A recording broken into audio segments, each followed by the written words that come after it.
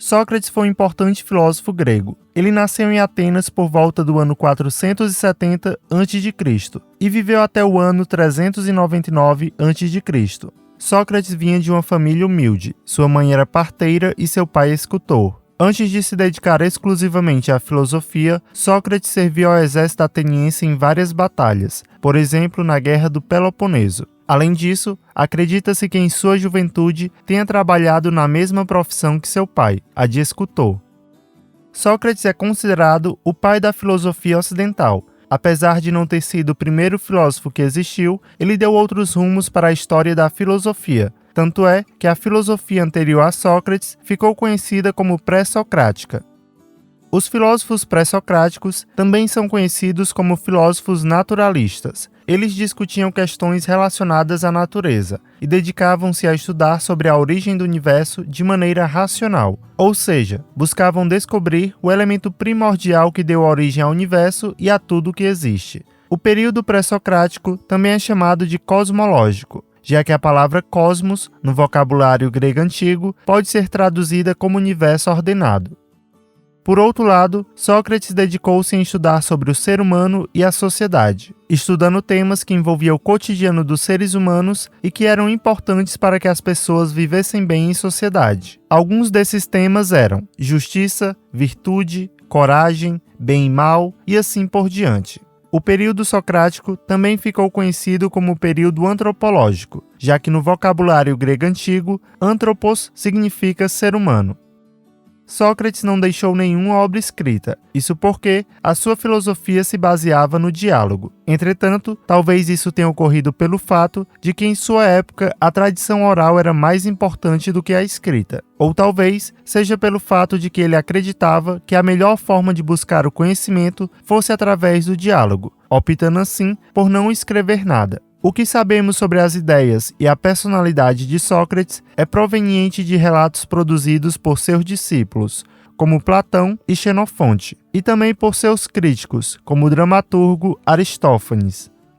Os discípulos de Sócrates o descreviam de uma maneira mais cordial, enquanto que seus adversários o descreviam de uma maneira mais hostil, como foi o caso de Aristófanes, em sua comédia intitulada As Nuvens, apresentando Sócrates como um homem ridículo, trapaceiro e esquisito. Além disso, dizia que Sócrates não era um filósofo, mas sim um sofista.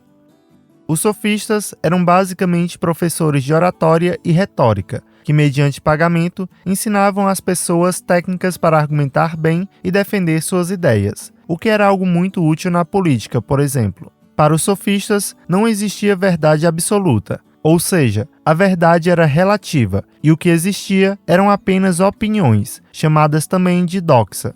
Algo que fosse verdade para uma pessoa poderia não ser para outra. Algo que fosse verdade em um determinado lugar poderia não ser em outro, e assim por diante. Por isso, os sofistas defendiam que o mais importante era ter bons argumentos e saber argumentar bem, para defender a sua ideia, ou seja, a sua verdade, em qualquer circunstância. Assim, para os sofistas, não importava o conteúdo da ideia, mas como ela seria exposta. Por exemplo, duas pessoas provam a mesma comida, e uma diz que é boa e outra diz que é ruim. Para os sofistas, as duas pessoas estão certas, já que cada uma tem suas próprias concepções do que é uma comida boa ou ruim. Entretanto, a verdade que vai prevalecer é a de quem souber argumentar melhor. Se essas pessoas quiserem convencer outras pessoas a comerem ou a não comerem essa comida, elas terão que saber argumentar.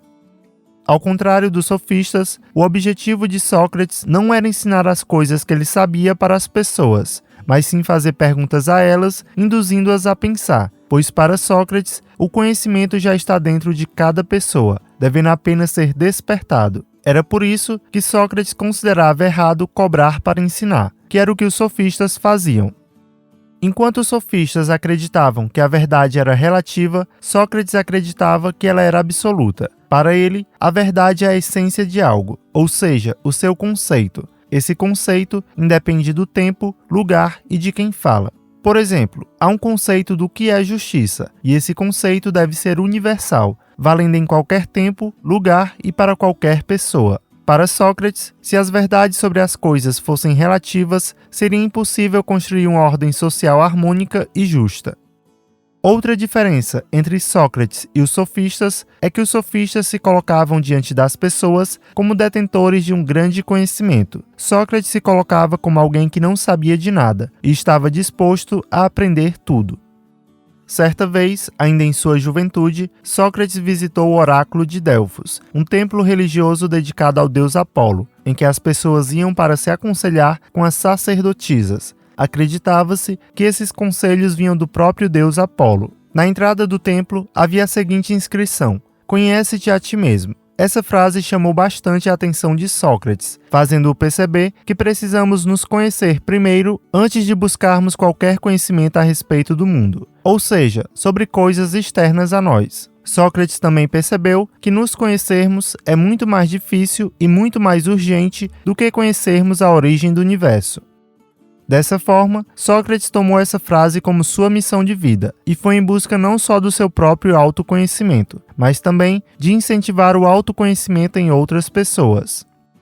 O que de fato marcou o início da filosofia de Sócrates foi quando seu amigo Querefonte foi até o oráculo de Delfos e perguntou quem era a pessoa mais sábia de Atenas. A sacerdotisa respondeu que era Sócrates. Quando Querefonte contou a Sócrates sobre o ocorrido, Sócrates decidiu questionar todas as pessoas consideradas as mais sábias de seu tempo, para entender o que fazia dele o mais sábio de todos. Sócrates perguntava a essas pessoas consideradas sábias perguntas como: o que é a justiça? O que é a virtude? O que é o bem e o mal? E assim por diante. Todas diziam saber o que era, mas quando Sócrates pedia mais informações, elas ficavam confusas e não sabiam responder. Ou seja, muitas das pessoas que se julgavam sábias, na verdade apenas achavam que eram. Sócrates então entendeu o porquê dele ser considerado o mais sábio. Enquanto as pessoas que se diziam ser sábias acreditavam que de fato sabiam tudo, Sócrates tinha consciência que não sabia nada. Ou seja, notou que essas pessoas acreditavam saber sobre todas as coisas e que por isso se fechavam ao conhecimento, enquanto ele reconhecia que aquilo que ele sabia era muito pouco ou insignificante em relação a tudo que se podia conhecer. Foi dessa situação que surgiu a famosa frase de Sócrates: "Só sei que nada sei", a qual demonstrava que o primeiro passo para aprendermos algo é reconhecermos a nossa própria ignorância. Então, o oráculo estava certo. Sócrates era o mais sábio não por saber de tudo, mas sim por reconhecer suas limitações e estar sempre em busca de conhecimento.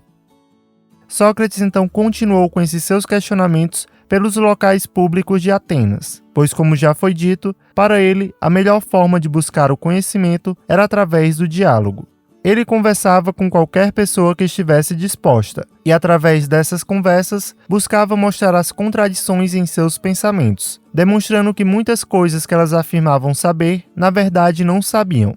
Ao compreenderem sua ignorância, essas pessoas poderiam chegar à verdade por conta própria. Essa forma de fazer questionamentos com a finalidade de levar as pessoas ao verdadeiro conhecimento ficou conhecida como método socrático.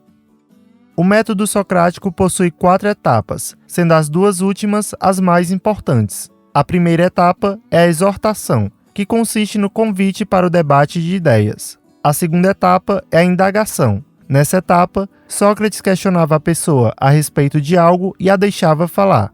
Ele apenas ouvia atentamente as considerações da pessoa, para assim poder entender suas opiniões e ideias. Por exemplo, Sócrates poderia perguntar ao seu convidado o seguinte: "Você se considera uma pessoa boa? O que é ser uma pessoa boa? O que é a bondade?" E assim por diante. A terceira etapa é a ironia. Nessa etapa, Sócrates buscava os pontos mais contraditórios na fala do convidado e fazia novas perguntas a respeito desses pontos. O objetivo dessas perguntas era demonstrar as contradições naquilo que a pessoa estava falando, bem como para demonstrar que o saber que ela dizia ter era frágil e aparente, pois se baseava na opinião, a doxa. Por exemplo, Sócrates poderia dizer ao seu convidado o seguinte: "Se você disse que é uma pessoa boa, e para ser uma pessoa boa é preciso agir de tal forma, por que você agiu de forma contrária em determinada situação e mesmo assim se considera uma pessoa boa? Será que você realmente sabe o que é ser uma pessoa boa?"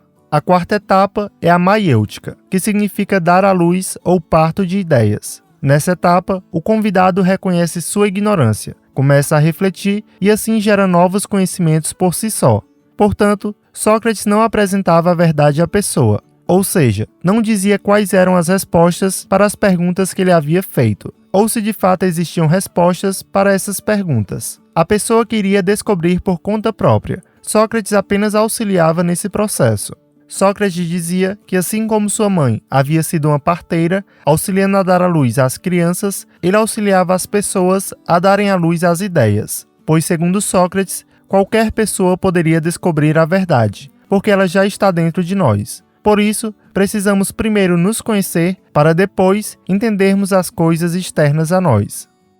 Expor a ignorância das pessoas rendeu a Sócrates vários inimigos. Sua atitude filosófica passou a incomodar os mais ricos e poderosos de Atenas. Sócrates foi então acusado de não acreditar nos deuses locais, apresentar novos deuses aos cidadãos e corromper a juventude, levando-os a duvidarem dos valores tradicionais atenienses.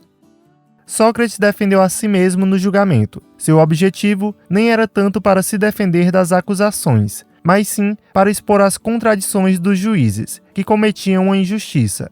No final das contas, o júri declarou Sócrates culpado e o condenou à morte. Em vez de assumir a culpa ou concordar com a pena alternativa, pedindo clemência ou escolhendo o exílio, Sócrates preferiu manter-se fiel aos seus ideais e fiel às leis da cidade, aceitando, portanto, a sua condenação à morte. Sócrates não se arrependeu do que tinha feito, pois tinha convicção de que seus questionamentos, expondo a ignorância das pessoas, não era para menosprezá-las, mas sim para que elas buscassem conhecimento e alcançassem a verdade. Ao que tudo indica, o julgamento foi injusto e manipulado, mas Sócrates aceitou sua condenação, e sem ninguém forçá-lo, ele ingeriu o veneno chamado cicuta, vindo a falecer no ano 399 a.C.